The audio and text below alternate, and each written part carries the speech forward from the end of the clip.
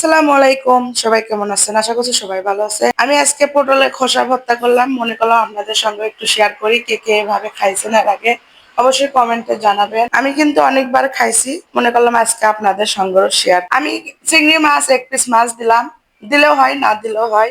আপনারা যদি এমনিও খোসা ভাজা ভর্তা করেন তাও হবে। মাছটা দিলে কি হয়, আরো একটু টেস্টটা বাড়বে তাই। আর পাটায় সুন্দর করে বেটে নেব। আর পাটায় ভর্তা বাটাটাই মজা লাগে। অনেকে আছে ব্লেন্ডারে ব্লেন্ড করে নেয়, আমার কাছে পাটাই ভালো লাগে। আর সুন্দর করে মাছগুলো কাটা আগে ছেড়ে নিলাম, নিয়ে চিংড়ি মাছটা বেটে নিলাম। আর এই ভর্তাটা স্বামীর বাবার অনেক পছন্দ হয়েছে, খাইয়ে বলতেছে এতই মজা। ও অনেক সময় পটল ভাজা ভর্তা করে দিতাম, খাইতো না।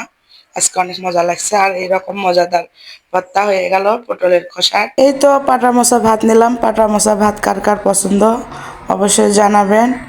আমার তো অনেক ভালো লাগে। আজকে এই পর্যন্তই। সবাই ভালো থাকবেন, সুস্থ